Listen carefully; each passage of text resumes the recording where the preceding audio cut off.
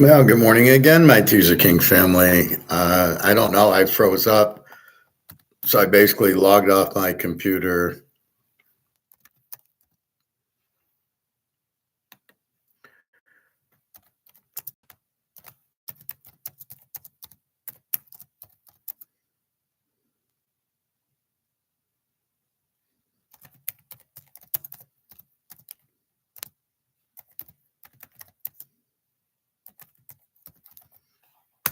So I apologize. This is a few times. So I deleted some tabs I have open. Maybe it's a memory issue. Maybe it's a YouTube issue. I have no idea. Some days I'll go in 2 hours and I don't have any problems. So can't really put my finger on it. So as I was explaining, gold and silver had bounced back. Let's take a look at that, and then we'll look at the NBA. I went through the games that I'll review them. Silver's up to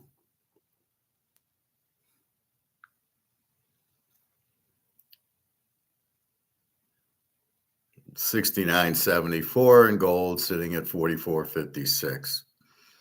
Again, it's physical, but it was down. What was silver down to today? Silver was down to 61.50. So it's up $8 from where it was. And gold had dropped. And this was like at 1 in the morning. So I don't know what's going on at 1 in the morning. And then gold, it went down to 41, and now it's back to 44.56 at 11:30.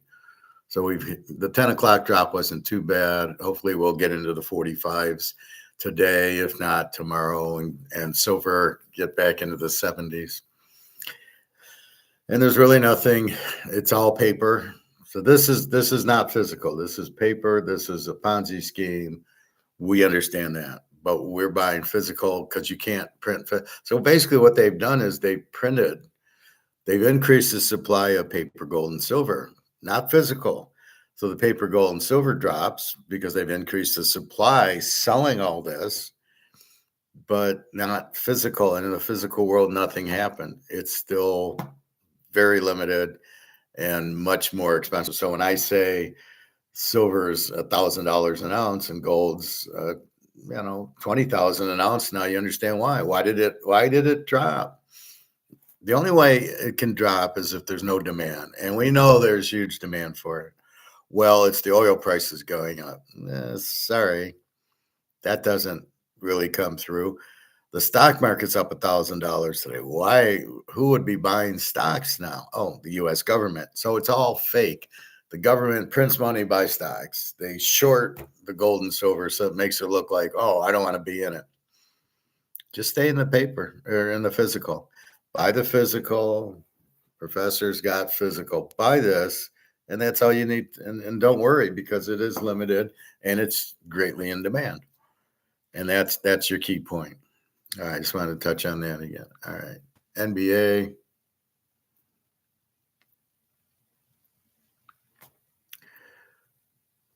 All right, so the NBA, here's our picks. We've got the Lakers 1.5, 226 against Detroit. The Lakers, I think, we're at Miami, so they've already been on their East Coast trip for a couple of games anyway. I like the Lakers minus 1.5 for 3 stars. San Antonio, Miami, San Antonio 4.5, 245.5 in Miami. I like the game over 240 for 2 stars. Indy goes to Orlando 13.5, 231.5. I'm not going to play the game, but I would take the over 231.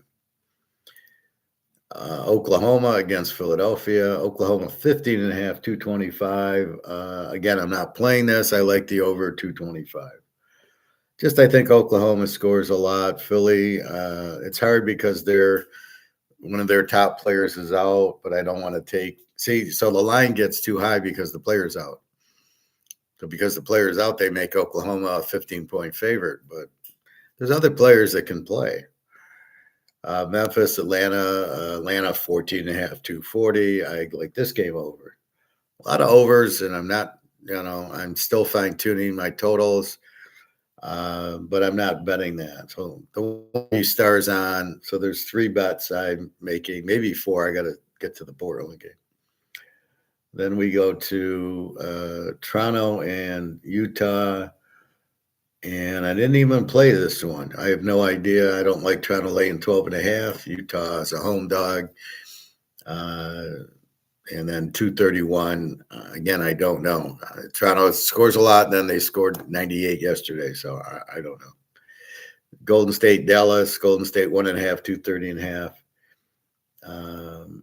I like Dallas getting was 2.5. Or no, 1.5. I like Dallas as a home dog. Golden State, Steph Curry's still out. And that'll be a 2-star Dallas.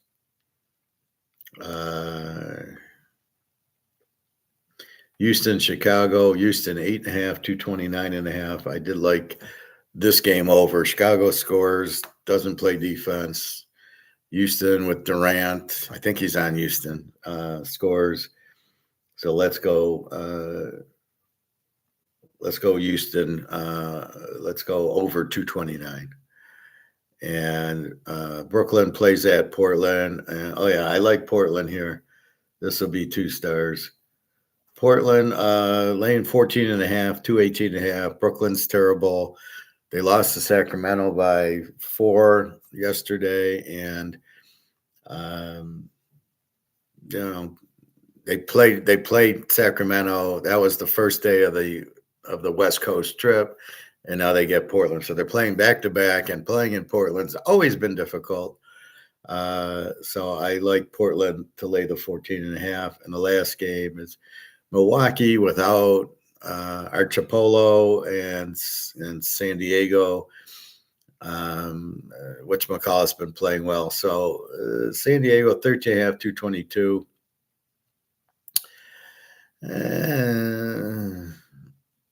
Without Antelope, it's hard for Milwaukee to do much.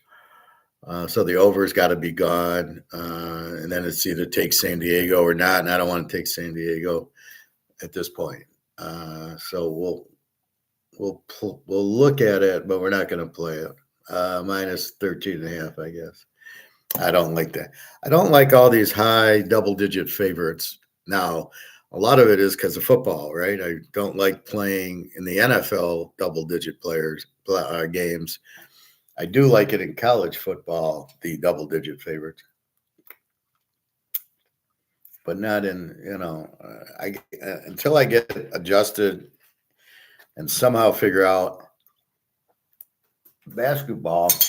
I really don't want to play 14-point favorites with a team that's not even 500. And again, Milwaukee, I don't know who their backups are. All right, so that's the NBA today. So the Lakers minus 1.5 are the big bet, 3 stars. San Antonio over 240, 2 stars. Houston over 229, 2 stars. Dallas plus 1.5 is a home dog, 2 stars. Portland minus 14.5 going against the Z team, Brooklyn, 2 stars. As we get into it and we watch it every day and we see the results and we see where we made mistakes and where we picked properly, we learn from our wins and our losses is the key. And that's really what you have to do. So hopefully everything stays steady on this. I'm not going to really repeat much of so I'm going to have 2 videos today. One was about 30 minutes and then this one. All right, so let's go to college basketball. I had a really good day yesterday. I had a good day with Michigan and Michigan State winning. Let's see, what did I do yesterday? And what did we do? We hit Purdue 79-69, minus 7.5. They win by 10.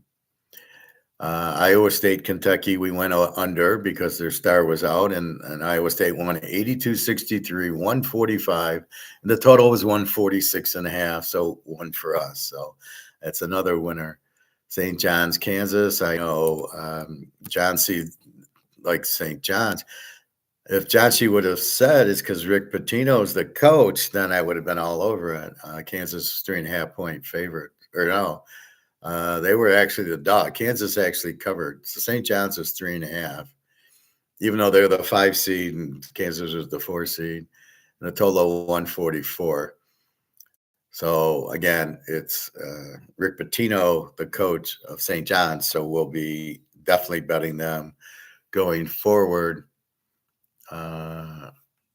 So that was a nice play at the end by the kid for St. John's to score the winning bucket. Oh, he drove the lane. He didn't take a 3-footer from half court. How about that? So I didn't play that, but it was a good under.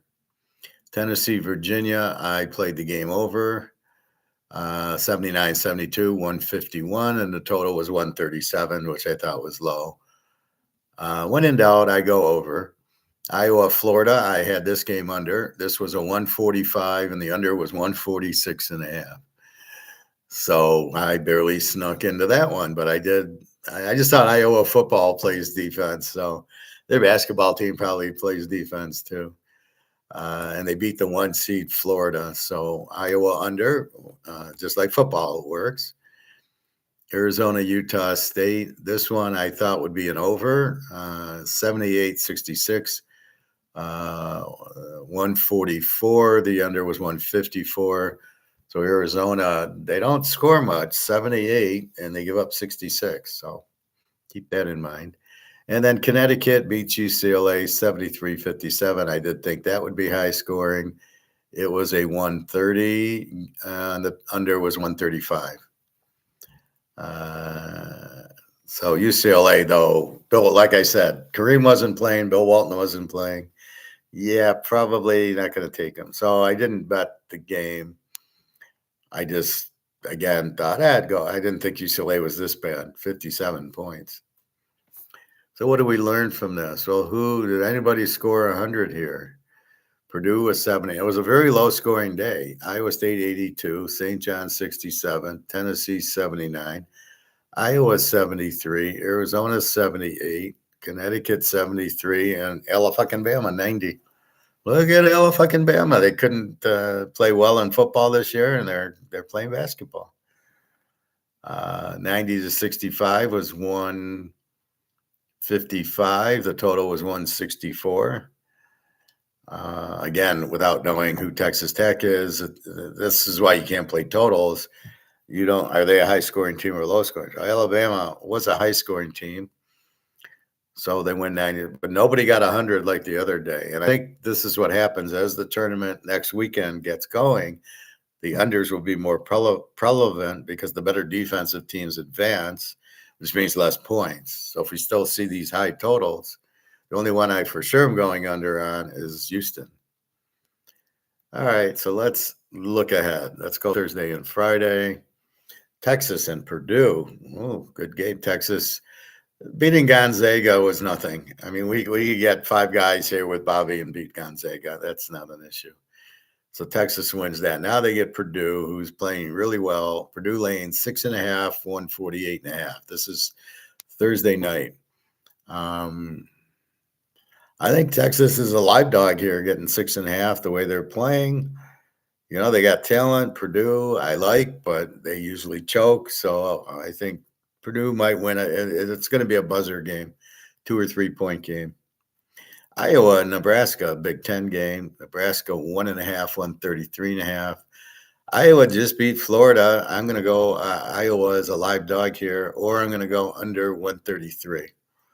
I got to see. I think under, it's like it could go either way. So I'll go, well, it should be low scoring, as I just said. So 133. Yeah, let's go under.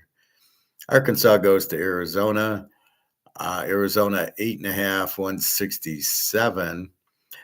Look at the difference. Iowa's 133, Purdue 148, Arizona 167. I'll have to look back on that. I'll get back with you on that one. Do I want to go over 170? I don't know that it's going to get that high. We'll have to see what Arkansas is. And Illinois goes to Houston, total of 140. We're going under. So I'm going to mark that down. Thursday, NCAA, Houston, under 140. And we'll go 3 stars. There's your college bet. Houston under. Again, it missed by a point the other day. Illinois, pretty good team. This should be low scoring. You got 3 Big Ten teams in it. No, you got 4. Purdue, Iowa, Nebraska, Illinois. Holy Christ. Plus Michigan, Michigan State. I didn't know the Big Ten was that good in basketball. Certainly not that good in football.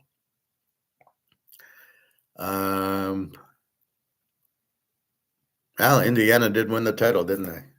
I take that back. I did think Texas Tech was the best team. I'm very shocked they lost to Oregon like they did. All right. So there's just 4 games. CBS has the 7:10 Texas Purdue and Arkansas Arizona.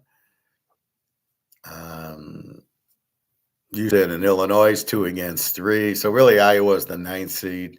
Texas is the 11th seed. So you just don't know what to think there. You think Purdue should win, but Texas is playing well. And it's all about matchups. Do they have the guard play? Do they have the big men play? The coach and everything else. And I certainly don't know Texas. I saw Purdue for about 5 minutes against Michigan in their title game, and they look pretty good. All right, so let's go to Friday then. St. John's at Duke. Duke 6.5, 142. We're going St. John's there. Rick Pitino, he gets 6.5. Wow, that's huge. I mean, they just beat whatchamacallit. They beat a good team yesterday, and they beat Kansas. Wasn't that good, but they still got the W. Duke struggled and had a big second half yesterday. So I'm gonna take St. John's plus 6.5. Total of 142.5. St. John's doesn't score. Duke, it's probably an under game also. This is the 7:00 CBS game. John C. Who you got winning it all, TK? Me. Everybody who owns gold is who's going to win it all. We got a football game. Alabama and Michigan. Michigan 10.5, 174.5. Holy shit. Really? 174. You got Duke 142. You've got Connecticut, Michigan State 136. You got Iowa State at 138, and here's 174. Really? Are you going to get 174? Michigan did get 100. Alabama did get 90. 174. Or Michigan minus 10.5. Michigan will start choking, a little bit. We're in the second weekend. I love how they name everything the Sweet 16 of how. Keep in mind, this really is a joke and not the way to actually predict the national champion. This is a tournament, not a playoff. Whoever wins this tournament is not the best team at all. The best team would be you take your 1 seeds, your 2 seeds, maybe your 3 seeds. That's 12 teams, have a playoff. Then we can get to that. And this is kind of what college football needs is something where you rank the teams 1, 2, 3, 4 and have regions and do that or something. But the college playoff is terrible. TK is winning it all. Tell Bobby. Well, where the hell is Bobby? I haven't spoke to Bobby in a while. All right. So Michigan 10.5. To Alabama, who blew out somebody yesterday, and Michigan, who blew out somebody the day before. Michigan beat like Howard or somebody. Well, let's go back to last week and see who these guys played. Boy, it's tough to lay 10.5. Although it is Alabama, so maybe. Michigan State plays Connecticut. Connecticut 2.5. I'm going to go with Michigan State here. They're a live dog. plus 2.5. Notice how I like playing the dogs if the game's even. Michigan State, Connecticut, the game's even. I hear Connecticut isn't that good, but they're still good, but not that good. Michigan State, I know from where I live, is okay. They can easily win this game, and they're a live dog. Total 136. Izzo likes playing defense and rebounding and under games, and we'll have to check Connecticut. And that leaves us with Tennessee against Iowa State. And this is an under. Iowa State 4.5, 138.5. We're going to go Iowa State under 139. And that's going to be 2 units, 2 units, 2 units. Okay, so the plays. Houston under 140, 3 units. San Jose State. St. John's plus 6.5, 2 units. Michigan State plus 2.5, 2 units. And Iowa State under, as I don't know if they're big studs playing or not. Even if he is, it's still, I'm going under 138. Now, Tennessee didn't show me a lot of offense. Iowa State got 80 points. I'm going to go under. So it's a 142 with Duke, a 174 with Michigan, a 136 Connecticut, and Iowa State, a 138. So let's go back to Saturday and get a feel for these teams. Michigan beat St. Louis 95-72, played a 167, who with St. Louis apparently is a very good offensive team and obviously no defense. Is that what we're going to get from Alabama? Well, let's see what Alabama did.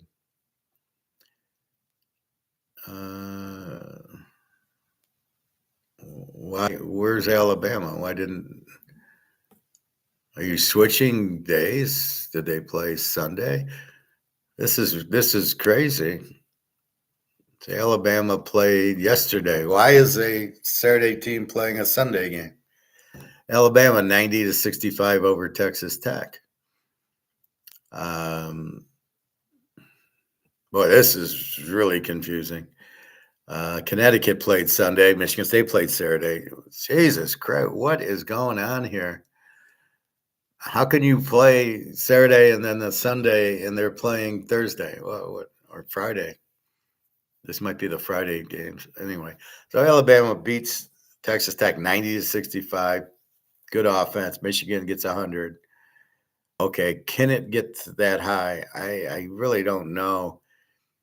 I'd be tempted not to. Connecticut 73-57, and this is why I'm leaning under on the Michigan State game, as well as Michigan State as the dog. This is ridiculous. I got to go back and fucking forth on all these games. Michigan State wins 77-69. Again, holding Louisville to 69, although their leading scorer was out. But what are you going to do? So Michigan State, Connecticut, game should be in the 70s. Yeah, I took Michigan State plus the 2.5. Okay. Duke 81, TCU 58. I don't even remember who they're playing. They're playing St. John's. That game. Every game, I got to go back and forth. This is fucked. So Duke beats TCU with the big second half, and St. John's beats Kansas 67. Yeah, so I like St. John's plus 6.5. Good defense by St. John's. And Duke 81-58 to a 9 seed. St. John's will keep Duke into the 60s, and St. John's into the 60s. All right. Next game, Houston 88-57 is playing. Who the hell are they playing? I think Tennessee. Tennessee won 79-72. This is fuck. These Saturday, Sunday, I got to go back and forth to see. Oh my God. So Tennessee holds Virginia. They play a 150 game. All right. Iowa 73, Florida 72. Uh,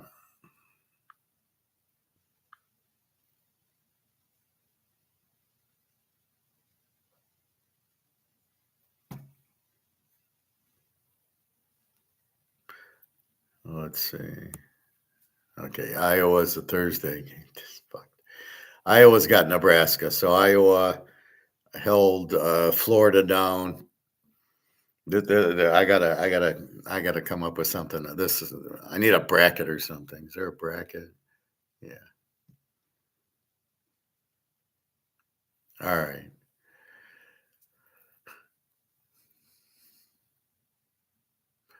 Okay.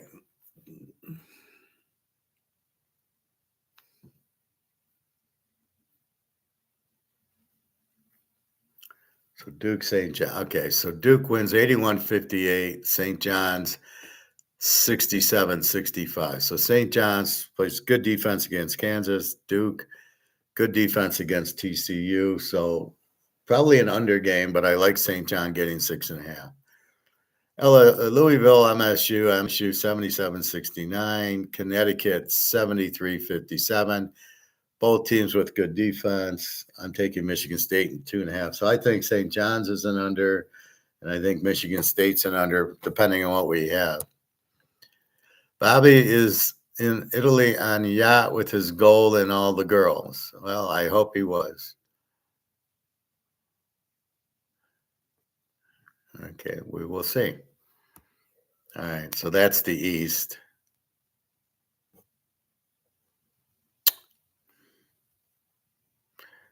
We go to the South, and we got Iowa beats Florida 73-72. Nebraska wins 74-72.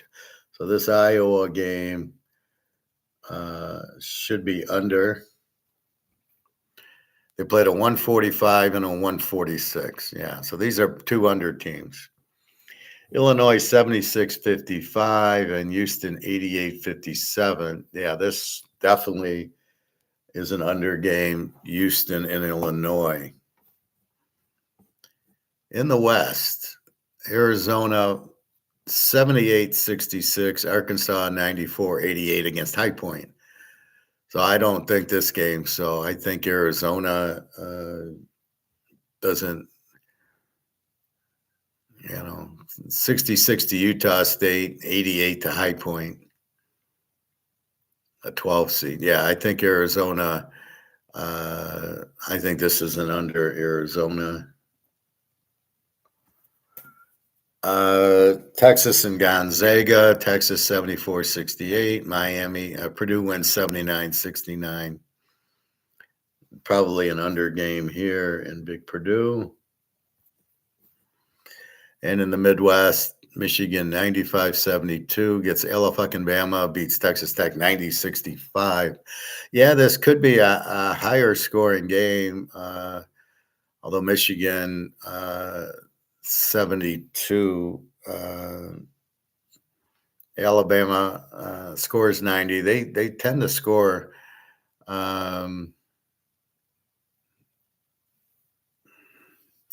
I don't know. It's a tough one, but I don't like taking Michigan and laying 10 to Alabama. So this is the only one that it's too high to go over on. And then we got Tennessee and Iowa State. Iowa State 82-63 with their star out, and Tennessee 79-72. Yeah, I took. What did I do with Iowa State? Yeah, I went under 139. Held Kentucky to 63, 72, 130, 140, 150. This could go over. Just because Iowa State scored 82, and we'll see if the star plays. Okay. Let's check these totals, see if they make sense. So Thursday, Texas, Purdue, 148.5. Yeah, under 148.5. Iowa, Nebraska, 133. Yeah, under. That's a tight one. 133's 70 to 60s, 130. It's tight. Arizona, Arkansas, 168. Okay, we're going under here. Arizona, 168. We're going under with Arizona, Arkansas. And Illinois, we know 139 and a half, 140. Yeah, that's definitely an under. And then we get to St. John's and Duke, 6.5, 142 is the total. Alabama, Michigan, Michigan 10.5, 174. That's such a high number on that game to go over. 174, you need 90 to 80s once. Yeah, you're not going to get there. But 10.5, I don't like it. Michigan State, 2.5, 136.5. So we like Michigan State as the dog, 136. It's a tough under. And then Tennessee, Iowa State, 4.5, 139. Yeah, we will go under. And that's Thursday, Friday college basketball. And then we'll go from there. Who do I think will win it all? It's a tough one. I don't know if Michigan can get by Alabama. I don't think Duke can get by St. John's. I think Houston. I like Michigan State, Connecticut. You don't know who will win. Tennessee, Iowa State. Could be Iowa State, but they got to play Michigan. Texas can beat Purdue. Iowa, Nebraska. Who knows? Arizona, Arkansas, Illinois, Houston. I'm going to go with Houston to win it all. They got the best defense, and that's usually what wins. Seattle. So that's Thursday, Friday college. So your pros tonight, we're taking the Lakers laying 1.5. We got San Antonio over 240. We've got Houston over 229, and we've got Dallas getting 1.5. No Steph Curry. And then Portland minus 14. Now, I don't know if there's injuries on these other teams, right? I'm not tracking that yet. So when I'm giving you these picks, it's assuming LeBron plays, Luka Brasi plays, and they're 1.5. So I like that. I just like the Lakers, or they're playing the Pistons. We know Richie Cunningham's out for a couple of weeks. We know Steph Curry's out a couple of games. If these other bozos don't play, then fuck them anyway. All right, so that's your basketball. Are you sure Bobby's in Italy, or are you just kind of joking? I can show you Italy.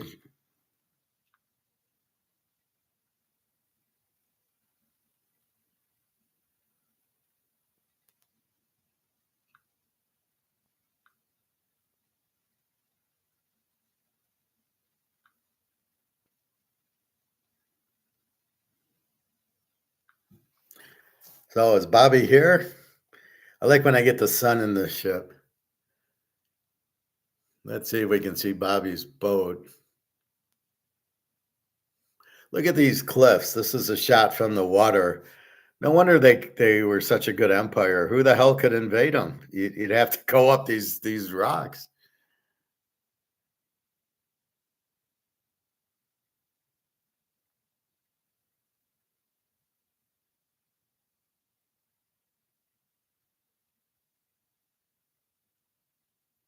Maybe Bobby's here. This is a very lovely place.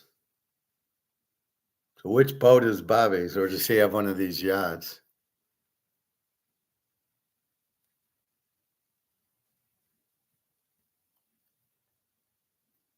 Yeah.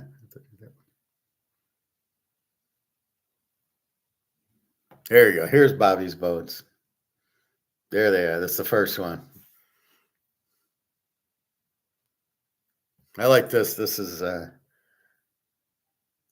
nice little up in the mountains. The hotels there were too expensive. I don't know how many hotels they really had. You rent a house or something. Way too expensive.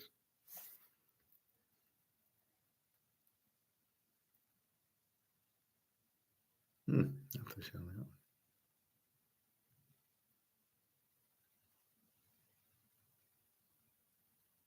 This is probably where Bobby's staying at these places.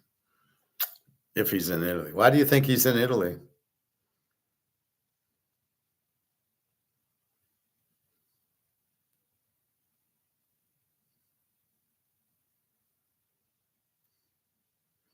This is us on the water taxi going to wherever we were going.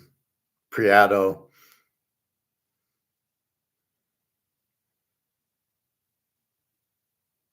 That's how you go around there. You take the water taxi. There's one of these is probably Bobby's ship. Okay. Enough of the Bobby ships. I'll use one of those as my thumbnail today.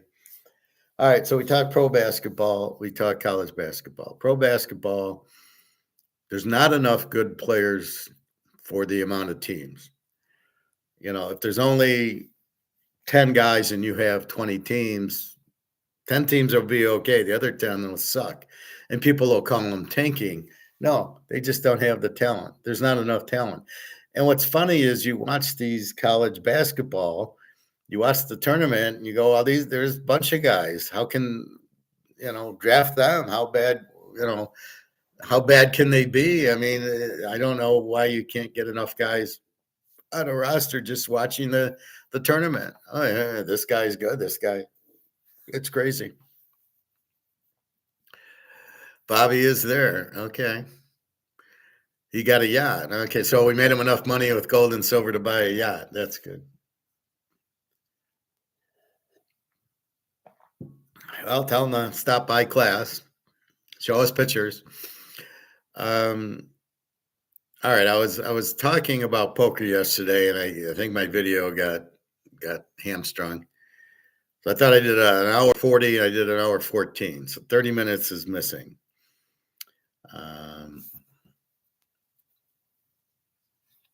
So we will try to fill back in with my good stuff. All right. So let's look at poker. You're playing poker. Now, the first rule of poker is to disguise your hand, to have a poker face, to not show what you have, to be clever. Now, watching poker, if I do, World Series of Poker, World Poker Tour, those are tournaments. But I like the cash games. But the cash games are fake. The ones on with Doyle Brunson and Freddie Deeb and all those guys, they're fake. They're not playing with their own money, and it's entertainment, right? One guy was on, and he says, "Well, they didn't like me because this is entertainment, and I folded a lot, so it wasn't entertaining." And so you're obviously, if you're going to play a lot, it ain't your money. Because if it's your money, you're going to play very tight. Especially you're talking $1 million. Nobody wants to lose $1 million. So what you have is in a normal game where you're playing a cash game. So there's cash games and tournaments. Cash games, I take out 300 out of my pocket. I play 1-3 no limit. I either until I run out of 300, and then if I run out, I can buy 300 more, or I can leave, or I can take 300, make it 500, and then leave if I start losing, which is what I do. If I get up at all, I try to make sure I quit a winner, because that's important, because I'm not there to make $1 million. Anybody who thinks they're taking 300, making $1 million, or making 5,000, you're out of your mind. You're going to get drawn into, and that's it. So when you're playing, you're not giving things away. You're trying to be very careful with it. You're trying to read the other players, and they're trying to read you. So what do we do in a cash game? Again, you're trying to be very careful as far as getting read, so nobody can read you. What's that mean? Well, you give off tells.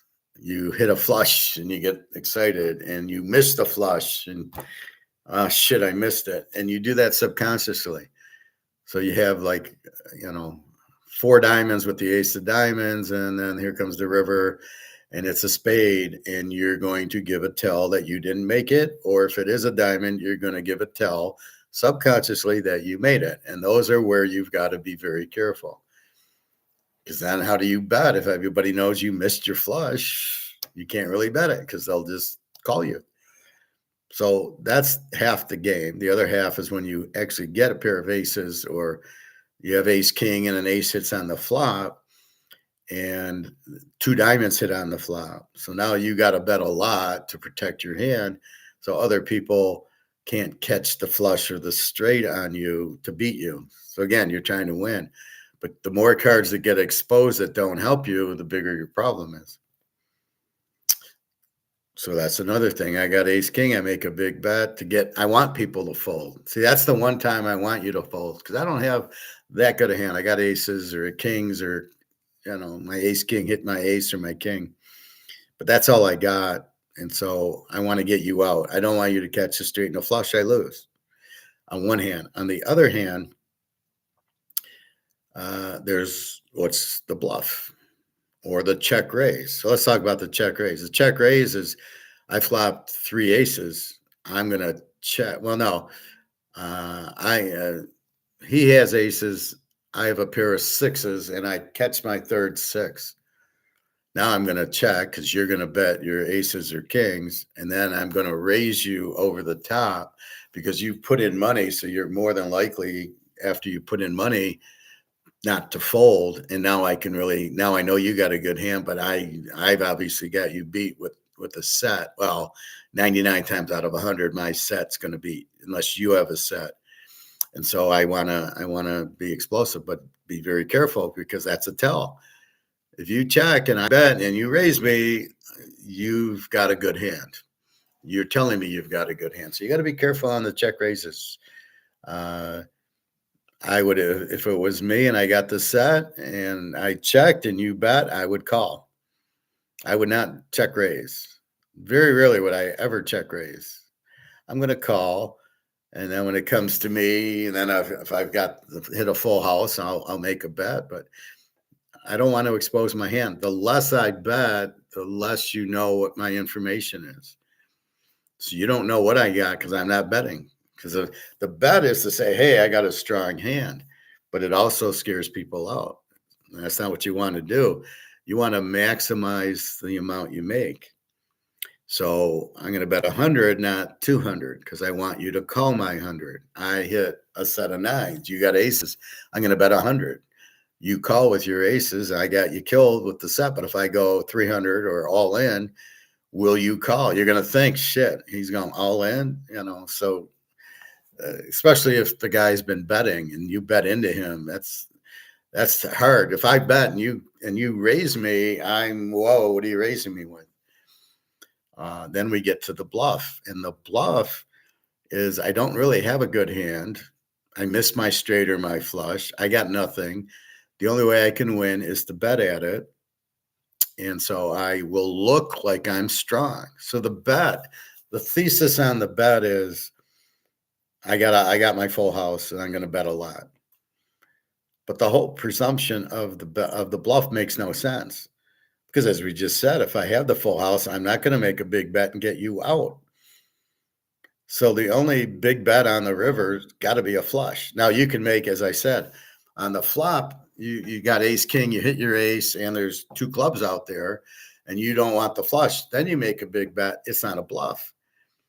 Then you're making a big bet, so the guy does fold. And that might be the same on the turn. You might make a big bet not wanting the flush to come out. Maybe you hit on the turn, you hit the king, and now you got kings with the, ace king, you hit the king, and there's still two clubs out there. You don't want the third club coming out. However, on the river, the big bet, what is the big bet telling you? What is the thesis of the big bet? Well, does he really have a full house and he would make that big of a bet? I won't call. It's to get you out. It's to make believe that I have a good hand. But then if I had a good hand, why would I bet so much? This is the flaw of the bluff. If you really study it and understand it, you would go, It's a bluff 99% of the time on the river, right? The guy's got it. You come down to the river and the guy makes a big bet. He goes all in.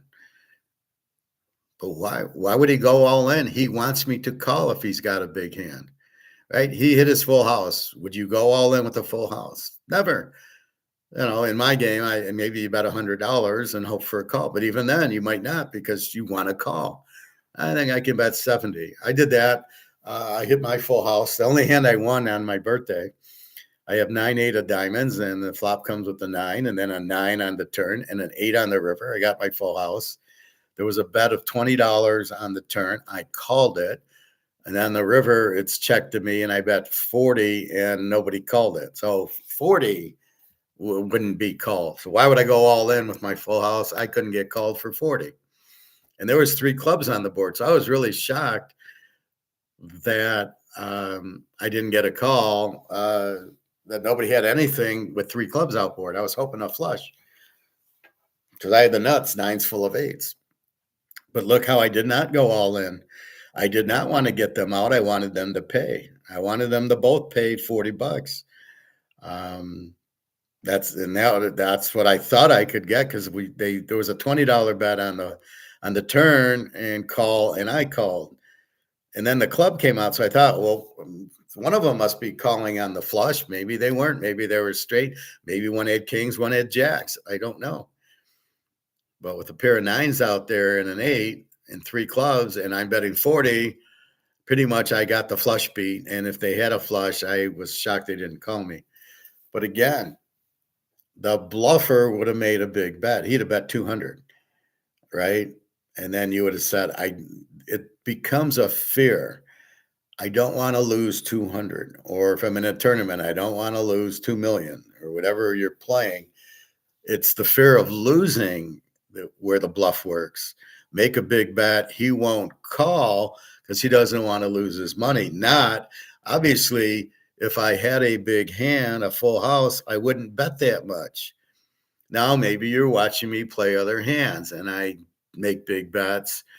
Have I ever had it when I made the big bet? Does anybody ever have it when they make the big bet on the river?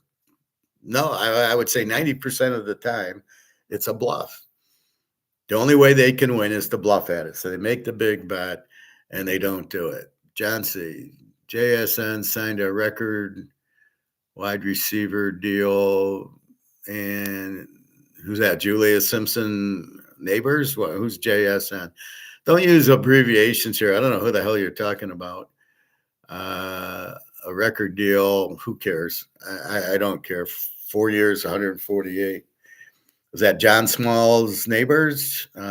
Jimmy Smells Nice? JSN. Don't give me that.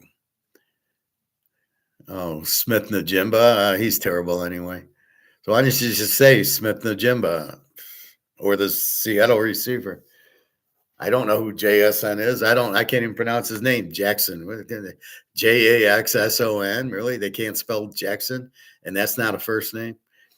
Anyway, so the bluff is about the fear of losing a lot of money.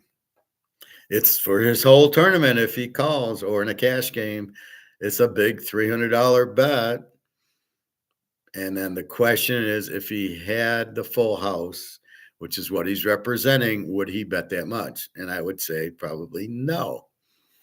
I would say he doesn't have it, because if you do have it, you don't want to bet all in because you want the guy to call. Now, maybe as a change up, you are normally don't go all in, but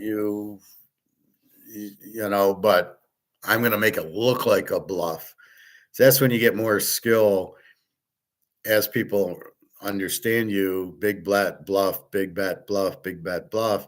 So I'm going to bet a big bet, and then you're going to call me thinking it's a bluff. Okay, maybe, but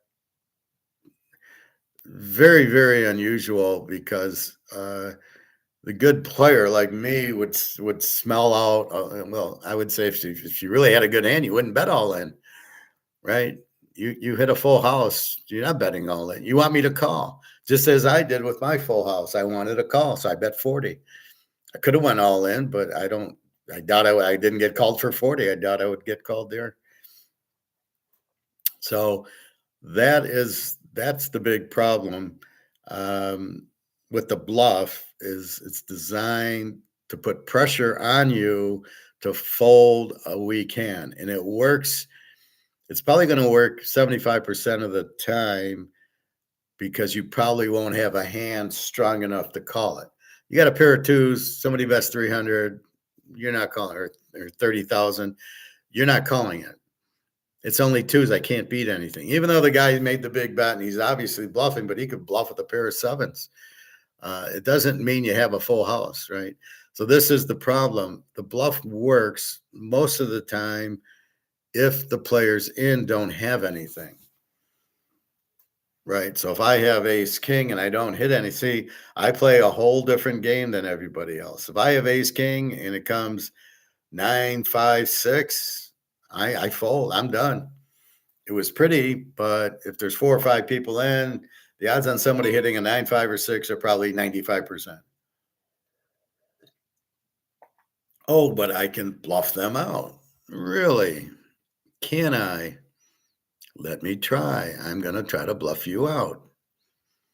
Yeah, I just don't see it working. I don't think, now, can I bluff out a pair of fives?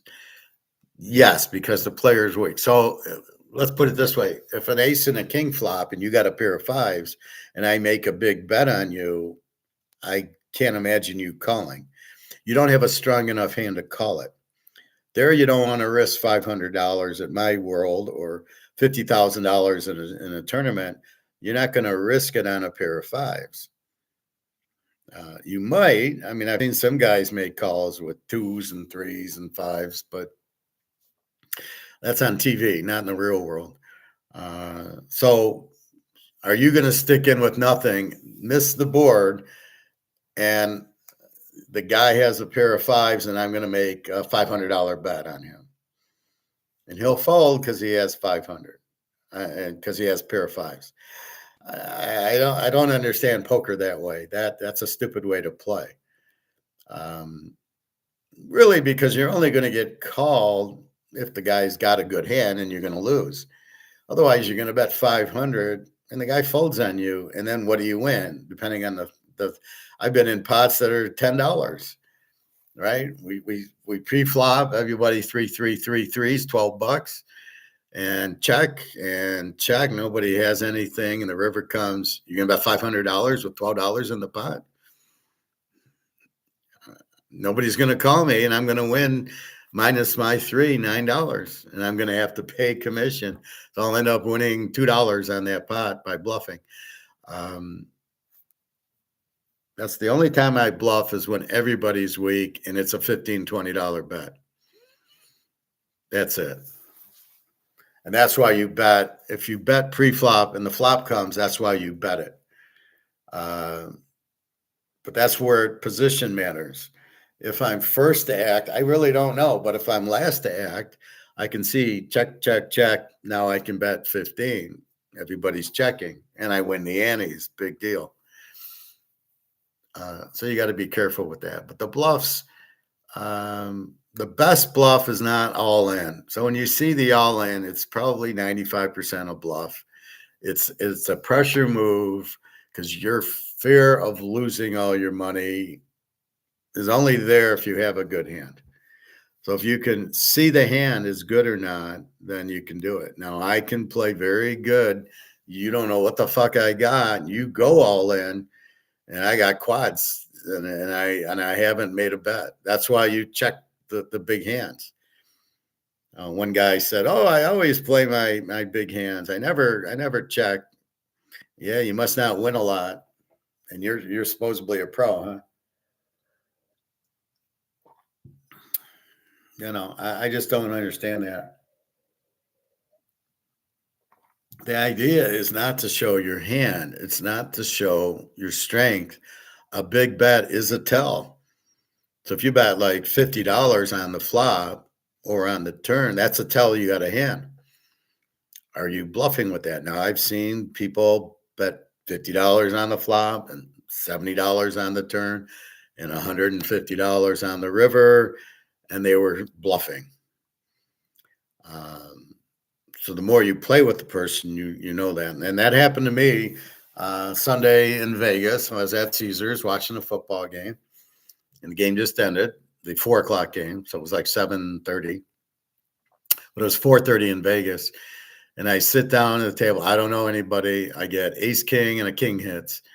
Now I'm ready to bet $50, and the guy in front of me bets $50, and I'm like, now I don't know who he is or how he plays. And so I call, and then the next card doesn't help, and he bets like $75, and I call because I really don't know what to do here.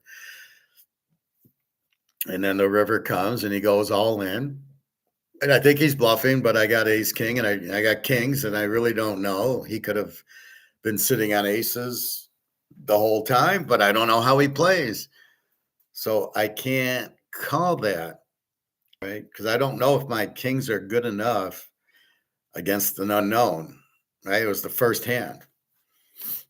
And I don't know what he had. And the guy next to me says, yeah, he bluffs a lot. And I'm like, well, would he have bluffed 3 streets? And my spider senses wanted to call because I had ace king and I had kings with an ace.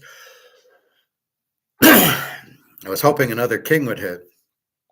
Then I'd have a set of kings. Then I would have called, but I didn't know what to do. I put him on, I don't know. I assume he had a big pair. Maybe he had aces. He could have, the way he bet it, or, maybe he's just a bluffer, but I put him on a hand. And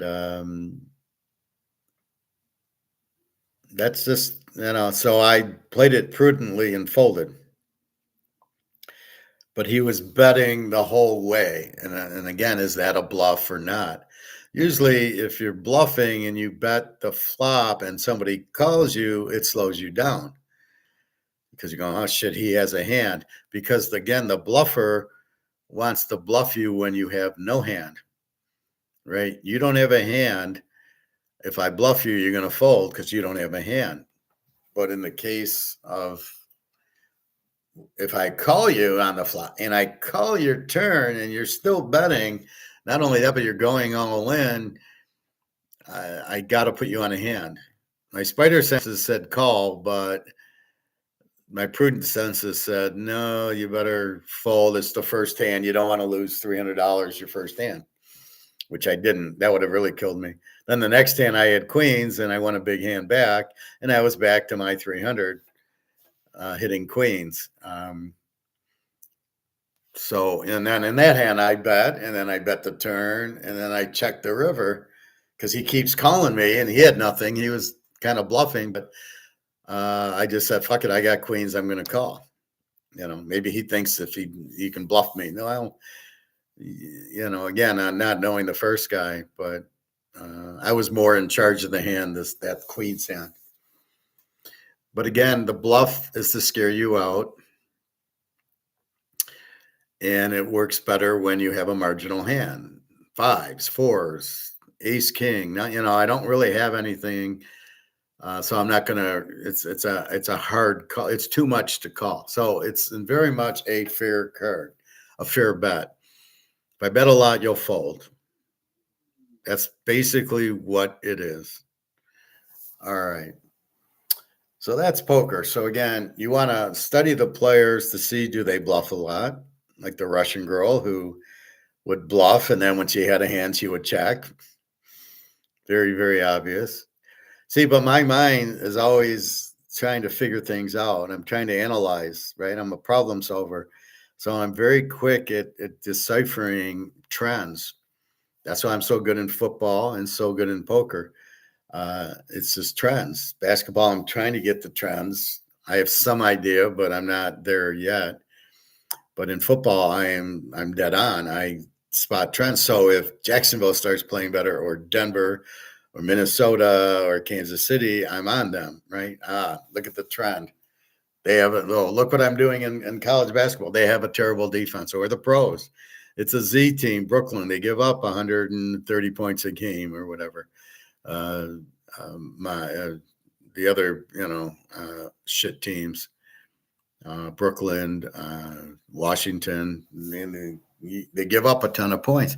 I just spotted that, and I just correlated. Oh, the weak teams don't have defense; they're going to give up a lot of points. So that's how I think. So in poker, I go, "Why are you making that move? Does it make sense? Why would you bet so much? You want me to fold?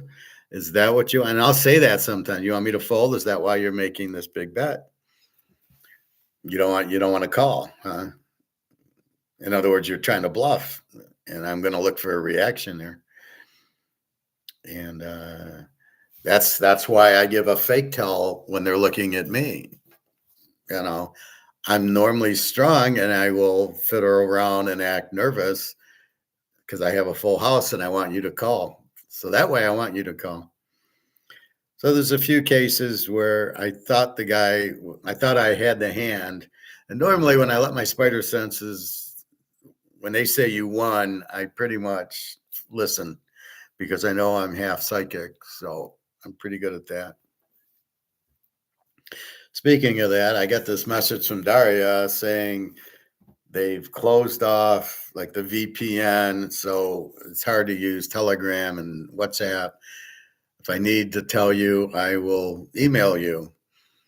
And my spider senses are all over the place going, well, is she trying to tell me something?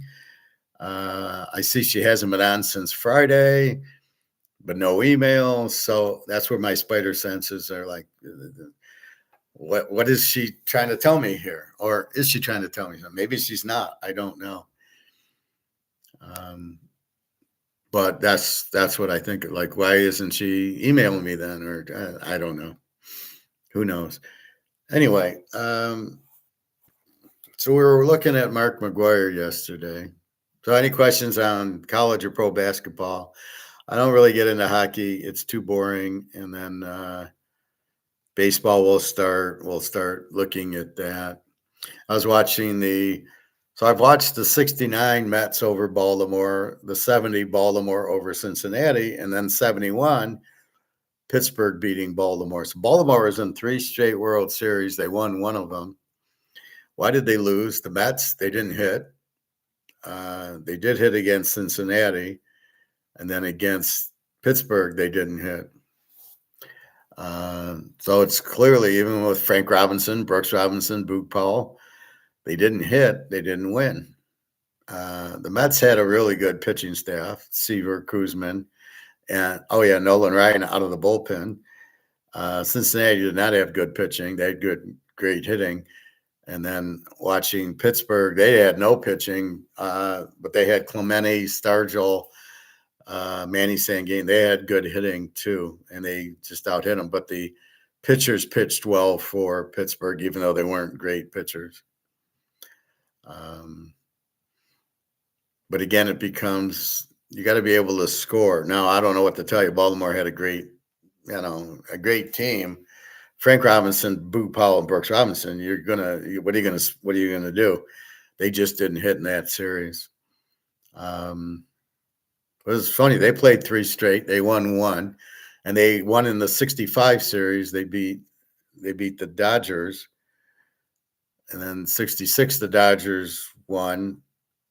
Or maybe it was 65. 66 Baltimore beat the Dodgers. 67, 68 the Cards beat Boston. The Tigers beat the Cards. 69 was the Met. But look how you had the Dodgers, then Koufax retires. Then you have St. Louis, and I don't know if Gibson retired in 69 or not. And then you had the Baltimore. They had 4 20-game winners in 71 against when they played the Pirates / Steelers. And you had that, and then all of a sudden, 72, 3 and 4. Here's the fucking A's, the Oakland A's, out of nowhere, and they swept 3 in a row, beating Cincinnati was good from 1970. Then they beat Boston and theirs, but they had that great team. Then Pete Rose goes to Philly, and Philly has a good team in the late 70s. So it just shows you the quality of play and how good the teams were back then. No, nobody. This one announcer can't understand why everybody hates Scooble now. And the answer is it costs people a lot of money. I'm sure people bet on the Tigers to win the game with Scooble going. It's a natural thing you would do is bet on him. And yet he um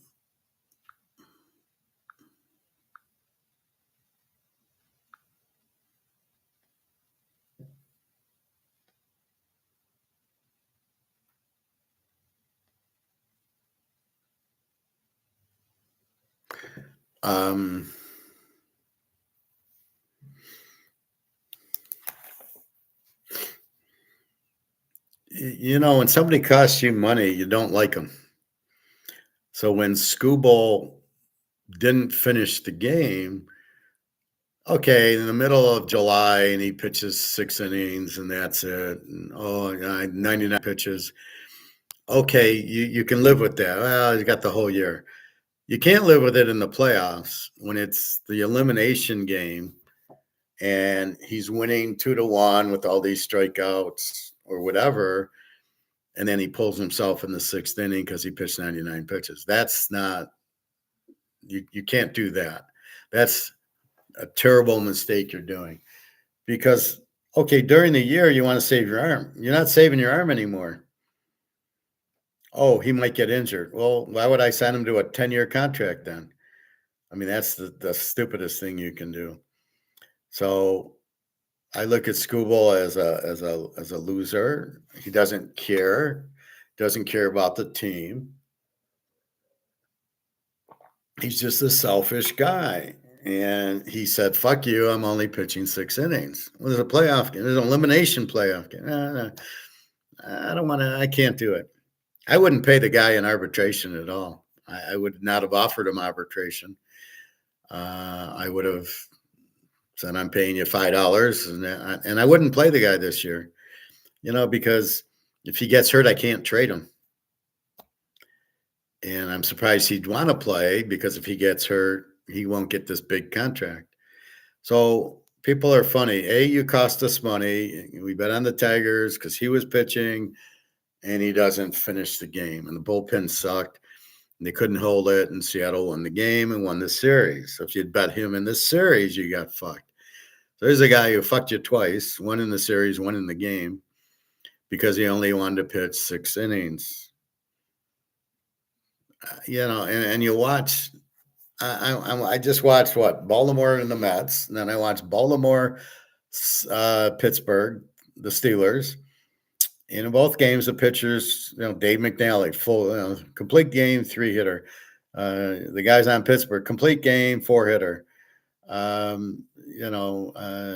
Jim Palmer, complete game. I mean, it was normal. Oh, wait, it's changed now. No, it hasn't changed. That's a bullshit answer. It changed. Baseball is different now. No, baseball is not different now. It's still 9 innings, and you can pitch. You never heard a pitch count, right? Jim Palmer, this is pitch 125. You never heard the pitch count. Never. You never brought up this is 90 pitches. This is the pitch count. Never. Any of the games. Tom Seaver, Jim Palmer, no pitch count. Dave McNally, the only time they took a pitcher out because he sucked. Mike Cuellar gave up a 3-run homer. They pulled him. It's not your day. Everybody else, Dave McNally, go to the mound the first inning, gave up 3 runs, and that was it. And then he pitched the rest of the game.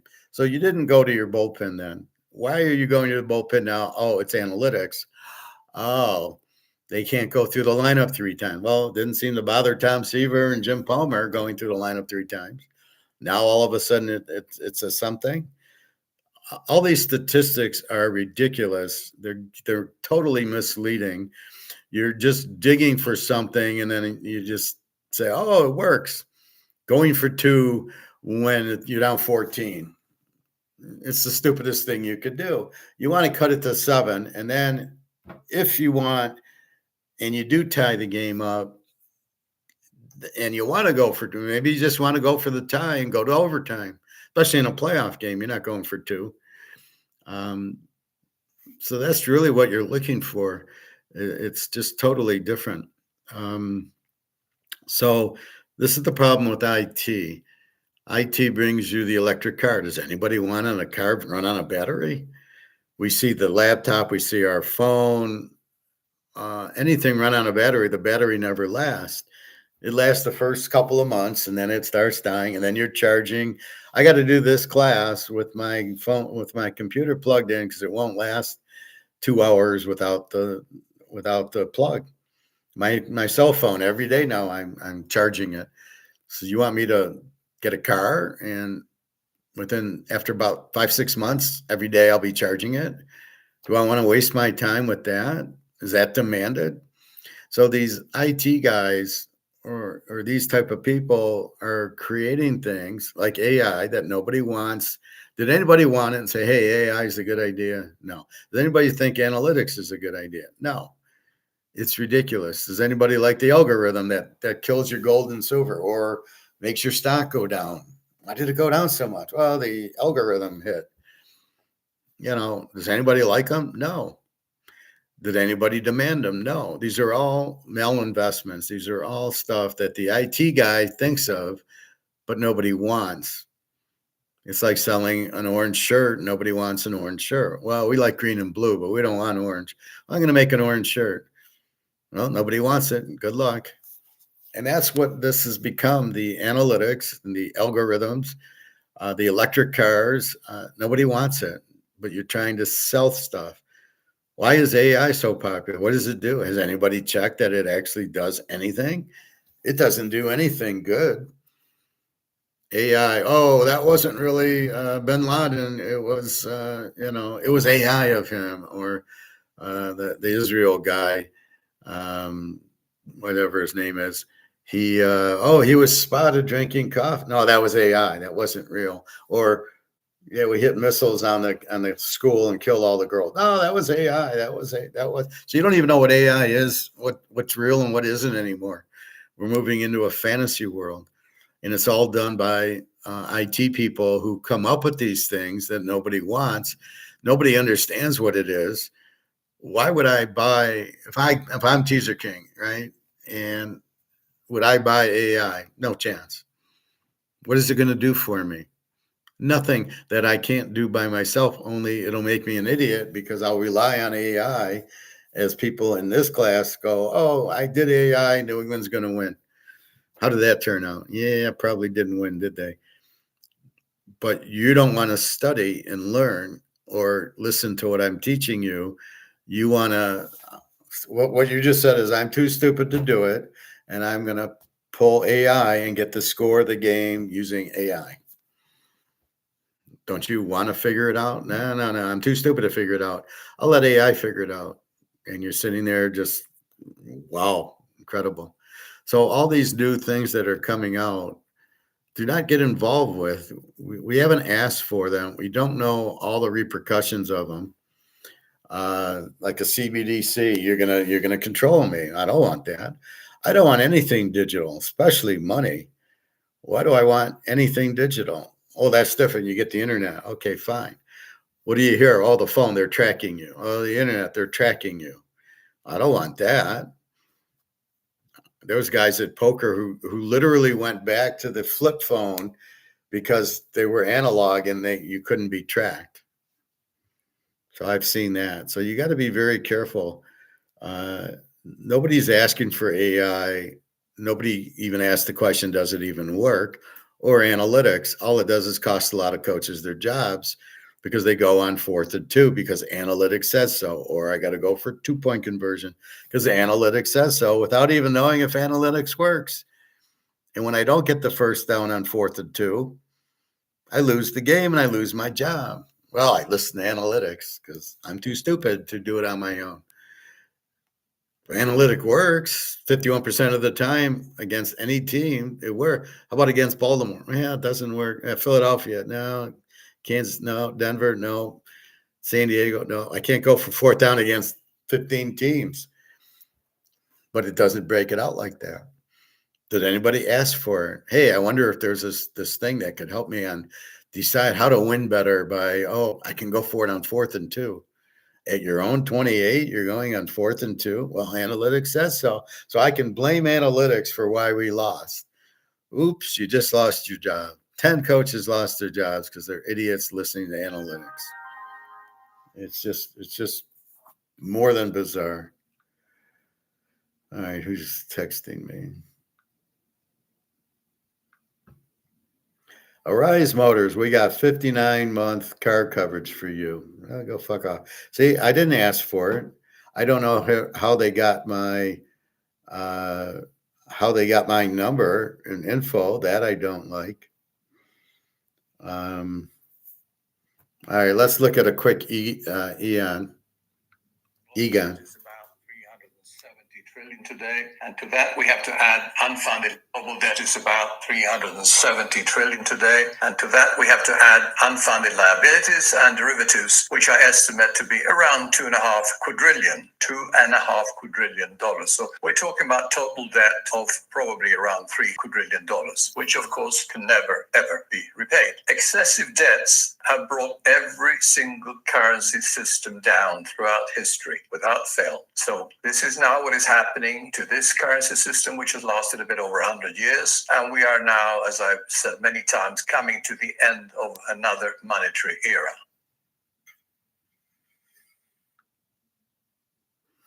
So basically what happens, it's the money printing that causes the debt because the value of the dollar loses value. You print the dollar's worth less value. And that's every currency. So you run into gold and silver. Now they're playing this game with the gold and silver, knocking it down. But I think as people realize that that's the only lifeboat, people then want to get into it. So if they can short it and knock the price down, it's strictly so they can buy it cheaper. Why I hear people, it's illegal. It should be illegal. It absolutely is illegal. Price fixing is not legal. But if you're the one prosecuting and you're the one with the judges, who are you going to, if I'm the judge, I'm not going to put myself in jail. Oh, John C., you shorted it. Well, okay, but since you're in my class, I won't prosecute you. I mean, that's about what is happening. Let's look at alligator.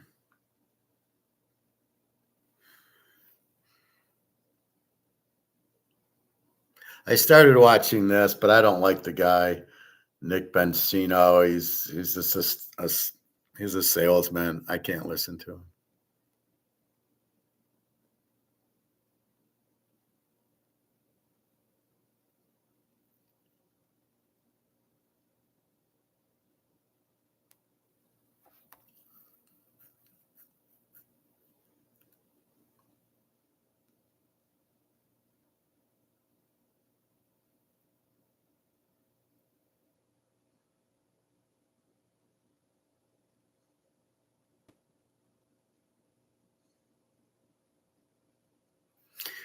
I was watching this one, restaurants using fake meat. There was 11 restaurants to avoid. So let me just tell you what they are. It was like Cracker Barrel, Applebee's. Most of them I don't eat at. What Bob Evans, restaurants like that, they use like frozen meat. If you ever watch Chef Ramsay, he always like, you got to use fresh food. People aren't going to pay $25 for frozen food. So it was shit restaurants like that. Applebee's probably the one you might eat at, or TGIF or stuff like that. And it was just terrible food. What was there? There was one. I don't remember, but if you want, you can watch that. I'm not going to waste your time with that. Again, it was mostly restaurants that are using processed food or frozen food, and they microwave it up. And Panera was on there. A lot of salt, a lot of calories on their food, and most of them are not fresh food. So I did watch that.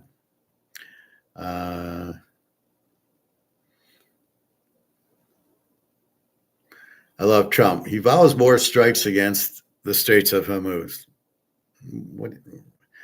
Oh, you're gonna scare them? Why don't you try fucking negotiating for once?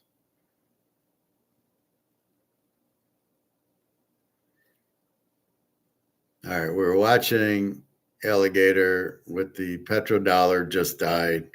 I'm not gonna play it now. I don't. I was thinking about it, but I'm gonna let that go. Basically, it's what we talk about. The petrodollar was where you bought Saudi oil and you used US dollars for it. And so that's where this whole FX thing comes in. I'm Switzerland. I want to buy oil from Saudi Arabia. I need to get dollars. Then I need to take the dollars to buy the oil. I can't use Swiss francs to buy the oil. That's changed now, Saudi Arabia. And that's not now. It's been about a year. Saudi Arabia said, Pat, we'll take other currencies to buy our oil. And I think this is a lot of the Middle East. And then we don't need the dollar, and the dollar's been shrinking and shrinking. So that's not a new thing, like just today or just because of the Straits of Hormuz or any of that bullshit. That's absolutely wrong. It's basically Saudi Arabia will take anybody's dollar for oil, not just the U.S. And now the U.S. is supposed to protect them. So they're supposed to be buying protection. And then the U.S., Saudi Arabia is then supposed to buy treasuries with the U.S. dollar.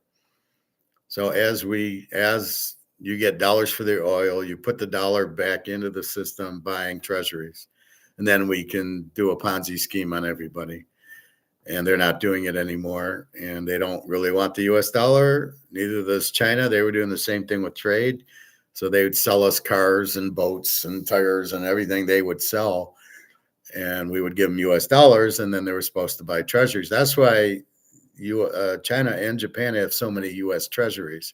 But now they're dumping them all because they realize the dollar's worthless. And Trump's putting tariffs on them because he needs the money in to pay the debt and pay everything, and nobody's doing it. He doesn't get any money on the treasury. So we're basically fucked. We're basically broke. Again, the only out, silver and gold, as we discussed, physical. Yes, we shit a little bit when we see the silver and gold drop like it just did last week. Like, what the fuck? Well, the oil went up. So why was gold going down? Oh, the dollar rose. The dollar can't rise. The dollar is kaput. It's worthless. So it becomes very frustrating on those two ends. Anyway, so let's see what our gold and silver. So I'm watching a lot of this war stuff, so I don't want to bore you with that. What would you tell a man who can't say no, avoids conflict, and still... Yeah, we don't care. All right, so let's see what our gold is.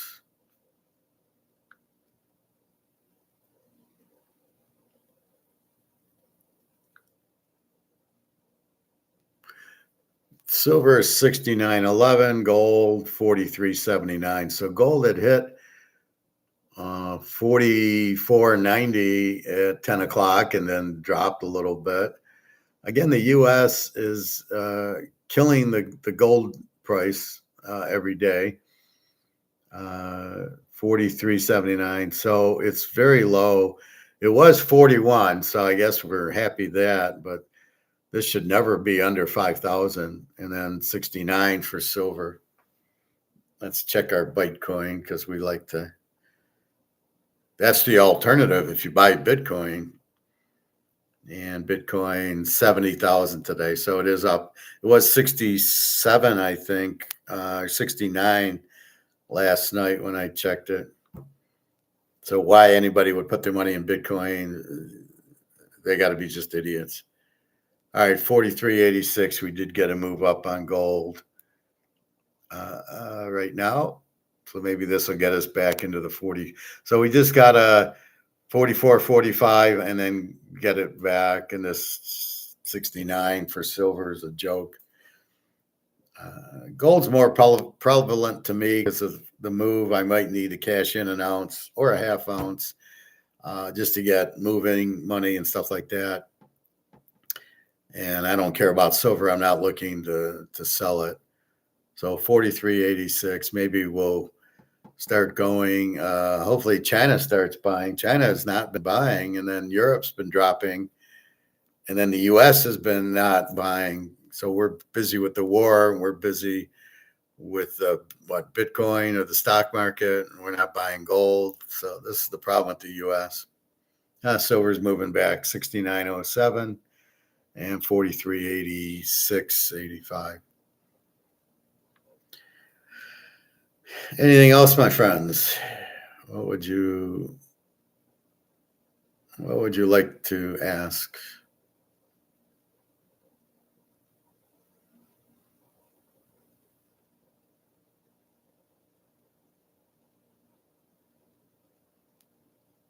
So I keep getting this shit. Your property may qualify you for 4.7. I don't have property.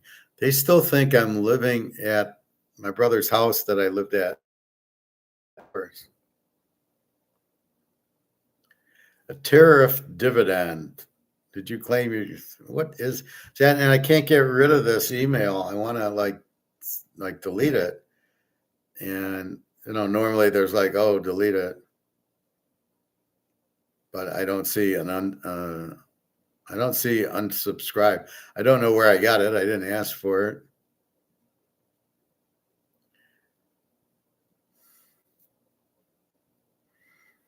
So I keep getting these and deleting them.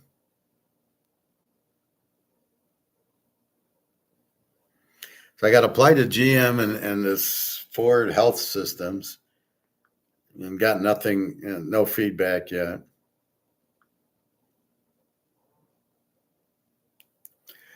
All right, I think that's it. So I do have the first video there. This one, I think very good poker explanation why people do certain things. The question is figuring out, are they bluffing? Are they making a big bet because they actually have a hand, or are they making a big bet to bluff? And as I say, if you have a good hand, you don't want to go all in. If I got 4 aces, I'm not going to go all in. Why would I do that? I want you to call me.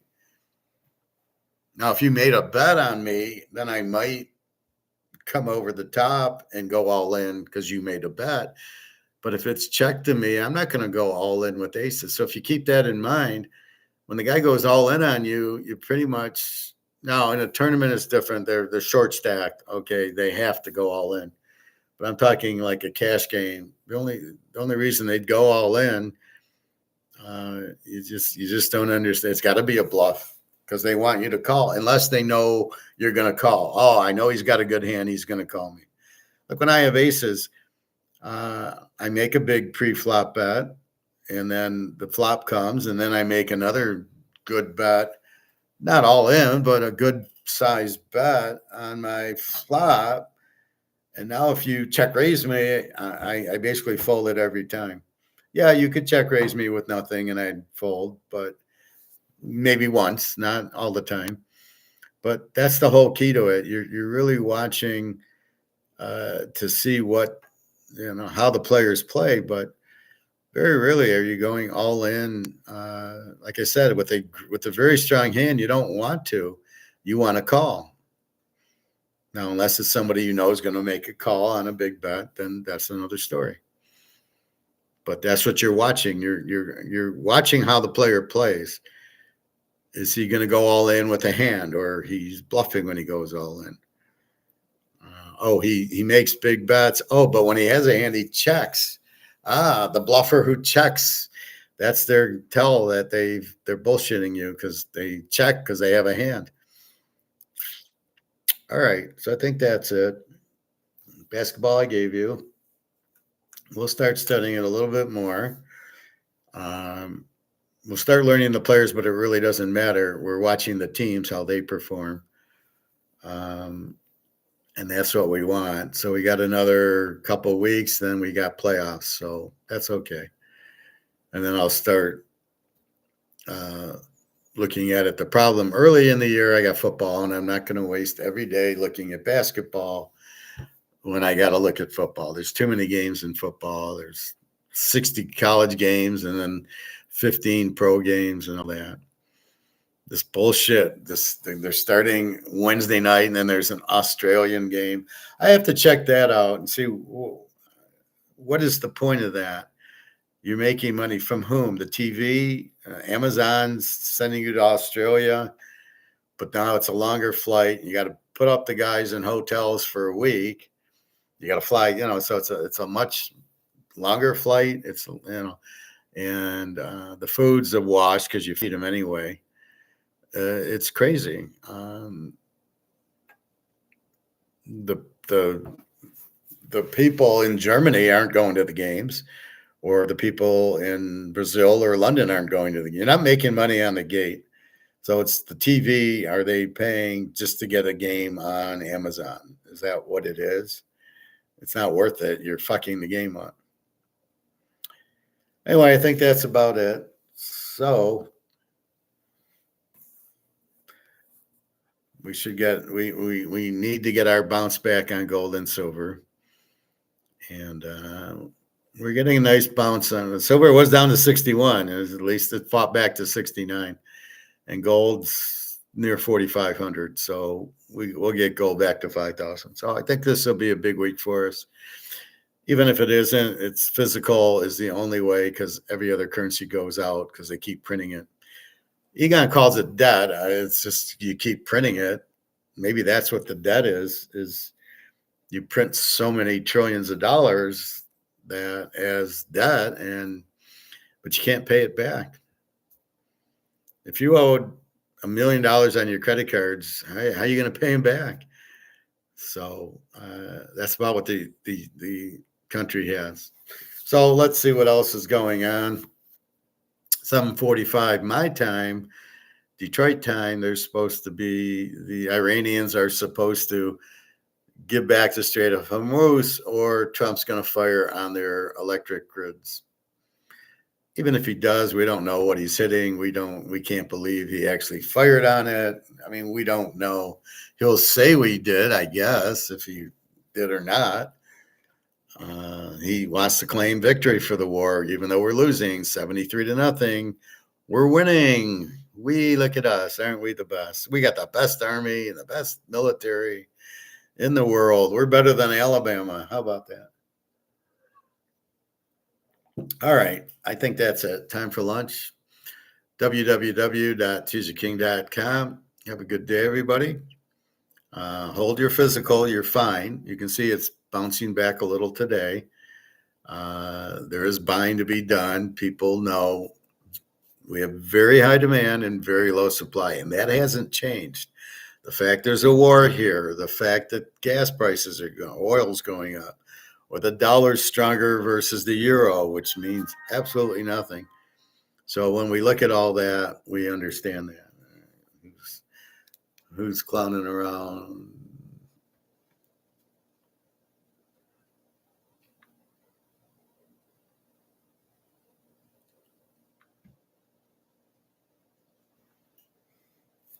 So anyway, that's about it. So I will see you tomorrow. I'll come on later if something magic happens. If we see, $5,000 gold or $75 silver, I'll come back to report that, or this war. But otherwise, I'll be on tomorrow morning. All right. So have a good day, everybody. Just try to relax. You in gold and silver, you're in the only thing that you can't lose on. It's a lock. They can't print it. There's strong demand. The price should be much higher. So they're lowering it so they could buy. Yeah, it's bullshit. Yeah, we know it's a Ponzi scheme, but we're on the silver and gold lifeboat on the Titanic. So we're in the right spot.